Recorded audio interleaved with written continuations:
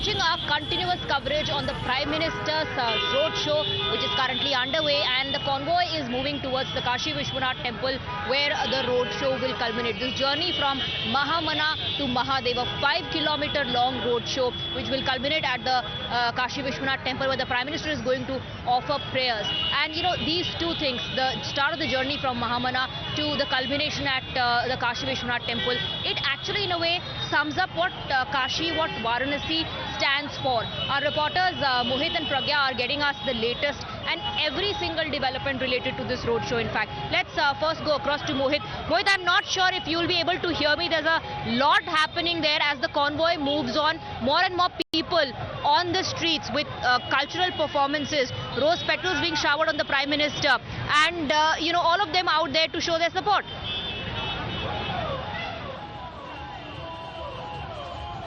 Well, yes, Swati, and first I'll show you these visuals. Police have barricaded this whole area, given the fact that huge number of BJP supporters, visitors, people have gathered at the main chowk. But look at these visuals.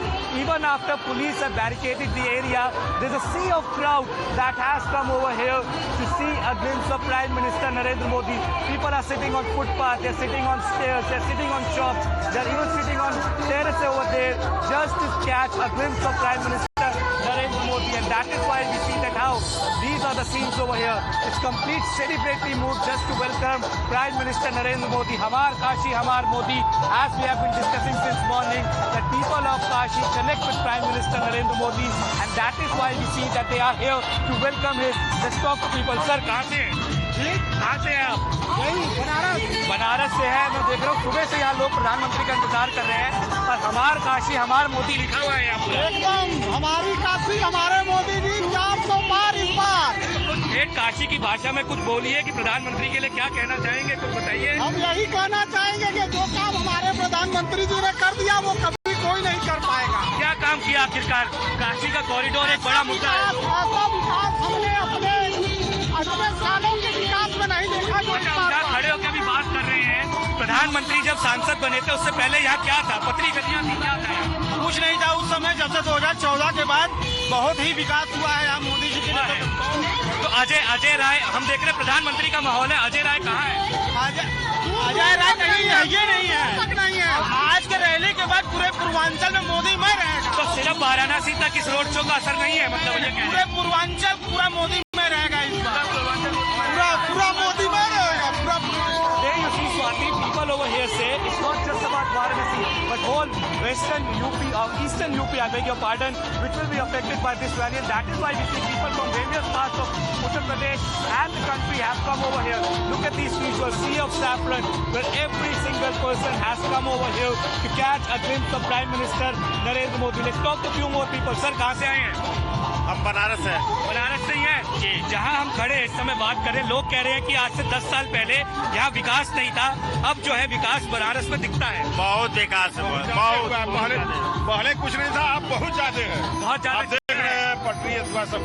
तो प्रधानमंत्री का जैसे बात करते हैं कि प्रधानमंत्री को आप वोट इसलिए भी देंगे, अगर आप वोट देंगे कि प्रधानमंत्री है, लेकिन विकास का एक बड़ा मुद्दा है जिसके कारण आप वोट देंगे।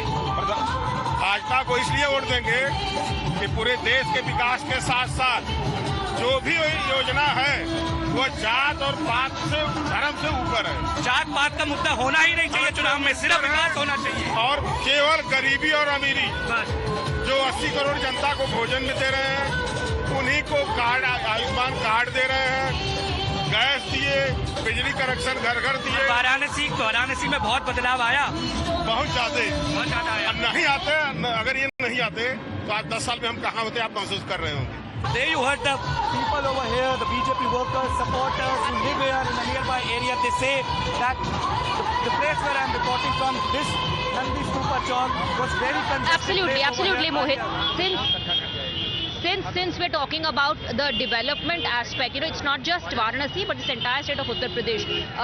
Massive chunk, 80 seats, 80 Lok Sabha seats from the state of Uttar Pradesh. That's the share of this mighty state in terms of, you know, the representation.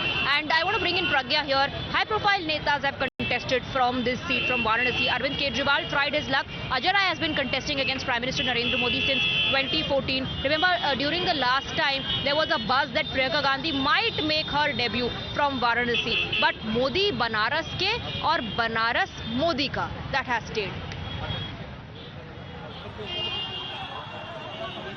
Well, Congress, Swati, I think they know that they're aware of the fact they can't contest and win against Prime Minister Narendra Modi.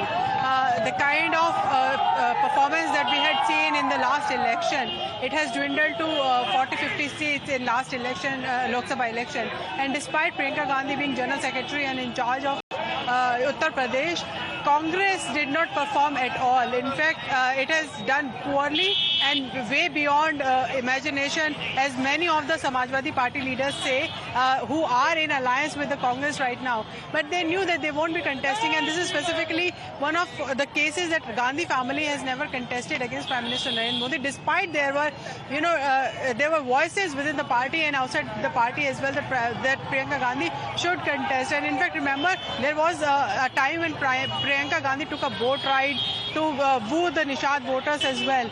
So everyone was imagining and also thinking that it may be possible that to make a statement, Priyanka Gandhi may contest, but she ultimately decided not to. All the party sources say that she was not allowed to, whatever the reason, internal reason for the Congress party would be. But given the fact that Prime Minister is so popular here, and irrespective of the seat, that Prime Minister can contest from anywhere in the country. He is Prime Minister of the country and he is loved everywhere equally. But he chose this seat, and as Prime Minister rightly said in our interview as well, that मुझे ऐसा लगा कि मुझे बुलाया है, मुझे माँ गंगा ने बुलाया है, मुझे गोद लिया है माँ गंगा ने.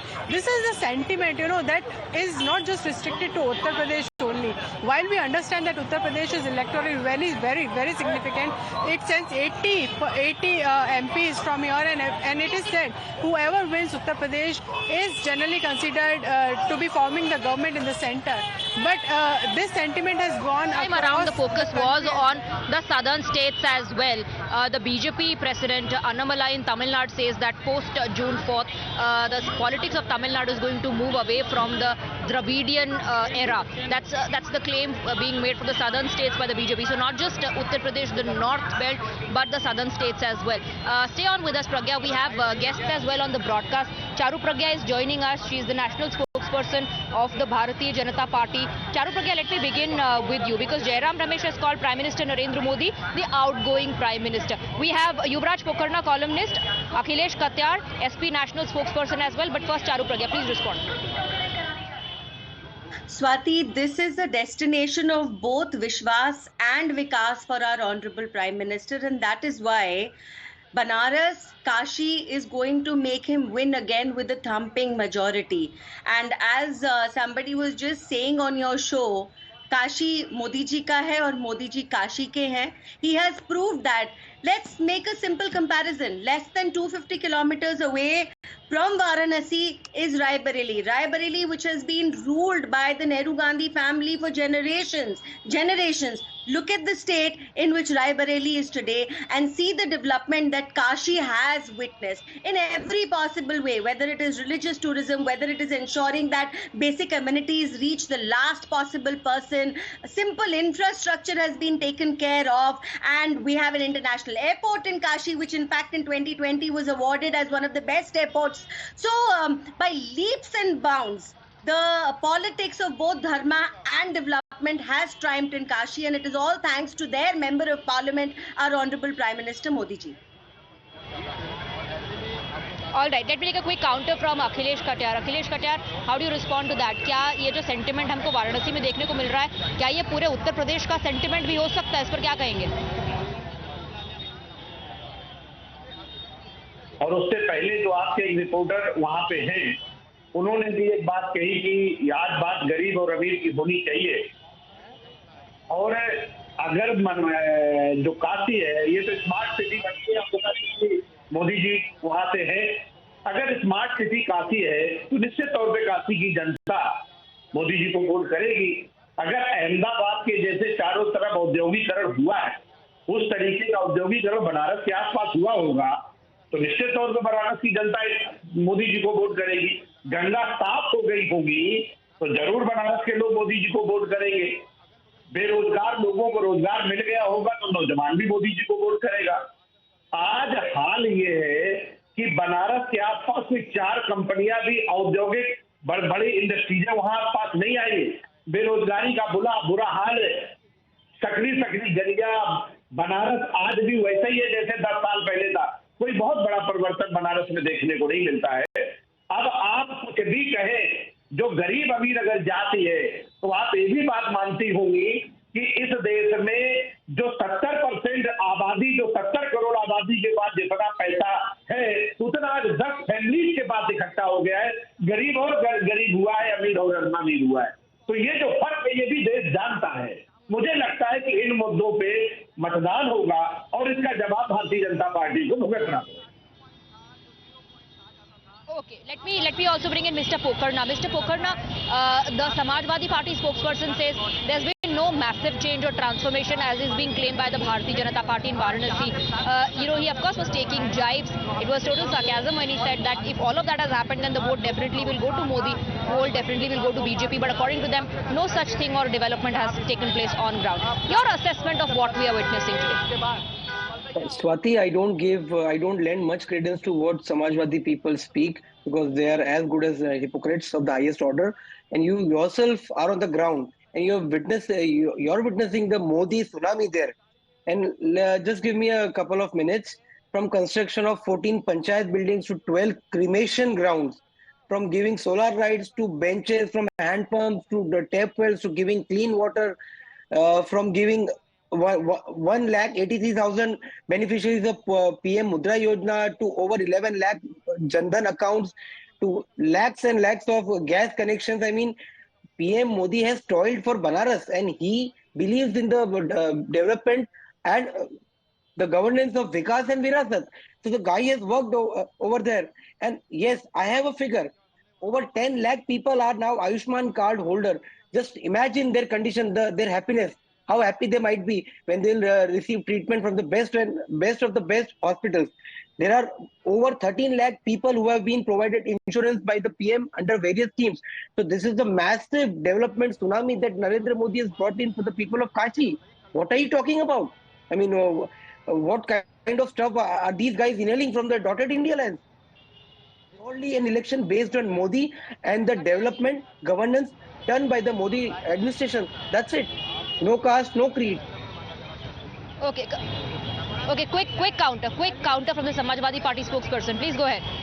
मैं सिर्फ 2 बातें कहना चाहता हूं। आपके पास डेटा बहुत अच्छे हैं, लेकिन इस देश में जो किसान है वो 23 रुपए प्रतिदिन पे जीवन गुजार रहा है। ये डेटा भी आपको पता होना चाहिए। जो जनधन खाते आपने खुलवाए हैं, जिन गरीब आदमी को खाते खुले हैं, मिनिमम बैलेंस मेंटेन ना करने के कारण इन बैंकों ने 25,000 करोड़ रुपए उन्हीं गरीब आदमियों के खाते से निकाल लिए हैं। ये भी पता होगा आपको। जो गरीब लोगों की स्थिति है, सबसे ज्यादा इस देश भर में जो किसानों ने आत्महत्या की है उसमें मैक्सिमम लोग उत्तर प्रदेश के हैं। ये खाता भी आपके पास होगा। रोजगार कितने लोगों को मिले हैं ये आपको जानकारी है। तो जो हैंडपंप और क्लोरिनेशन सेंटर के जो डेटा दे रहे हैं, मैं चाहता हूं कि उन डेटास पे भी बात करें। गरीब अमीर के बीच के अंदर जो फाइट पड़ी है, गरीबी का आंकड़ा, ठीक है, आप कह रहे हैं कि गरीबी का आंकड़ा दीजिए।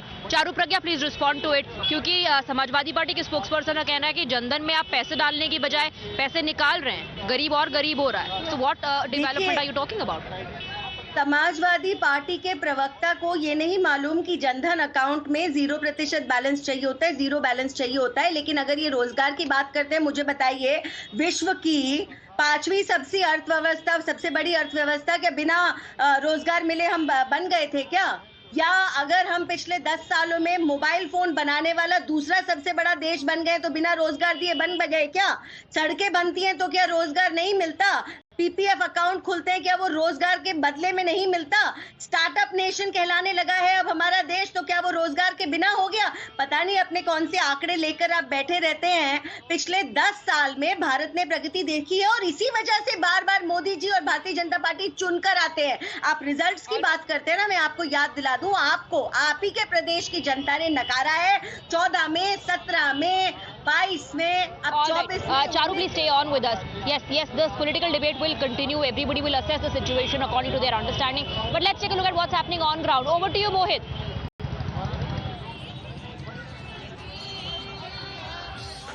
Party, Prime Minister Narendra Modi's convoy is moving towards Kashi Vishwanath Temple. He was just in our frame, but we saw that how the political debate was going on. That is why we didn't. But you can see that now Prime Minister Narendra Modi's convoy is now moving towards Kashi Vishwanath Temple. People went crazy to see a glimpse of Prime Minister Narendra Modi, and you can see, Swati, it's kind of funny that as soon as Prime Minister's convoy has passed through this church, people are leaving this place. People were waiting since morning just to catch a glimpse of Prime Minister Narendra Modi, and that is why we see that now they are moving. Prime Minister Narendra Modi is now moving towards Kashi Vishwanath Temple. Now it was a crazy atmosphere over here. The people were being greeted by Prime Minister Narendra Modi. They wanted to just catch. We'll come back to you. You're saying that the Prime Minister has reached the Kashi Vishwanath Temple. We'll come back to you for more live visuals and updates. For the moment, a quick break. Thanking all the guests. Thank you for joining us with your views.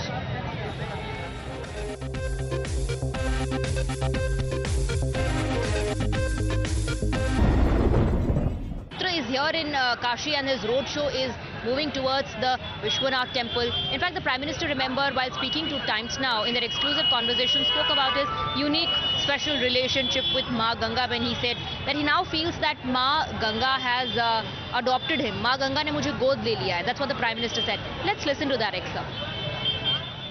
आपका नामांकन और कुछ नामांकन भी डरते डरते चलते चलते हो गए हैं, और आपका नामांकन कब हो रहा है, और काशी से ये जो आपका नाता है, ये काशी का नाता आपके लिए क्या मायने रखता है?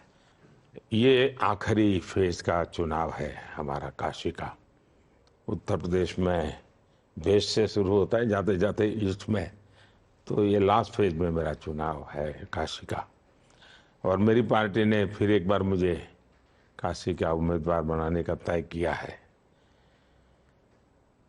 मैं लेकिन थोड़ा भावुक हूँ उस संबंध में। राजनीतिक दृष्टि से जो भी होगा, मैं जब 2014 में काशी गया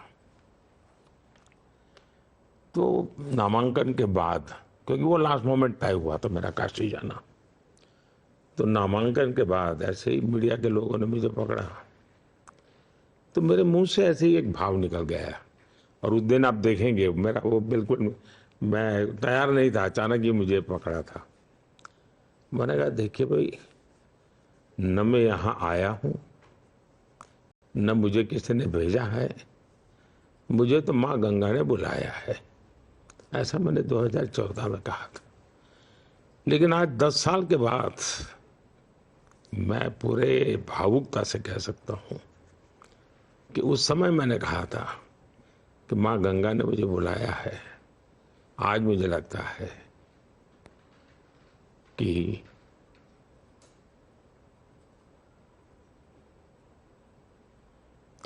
माँ गंगा ने मुझे गोद लिया है।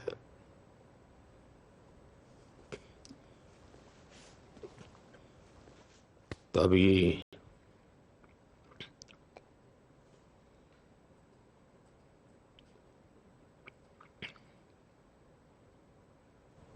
दस साल बीत गए, काशी से इतना नाता जुड़ गया कि अब मैं कभी भी बोलता हूं तो यही कहता हूं मेरी काशी। और इसलिए एक माँ बेटे का जैसा रिश्ता, वो रिश्ता मैं मेरी काशी के साथ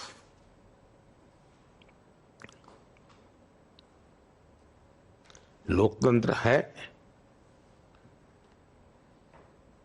नामांकन भी भरेंगे, लोगों से आशीर्वाद भी मांगेंगे और लोग आशीर्वाद देंगे भी।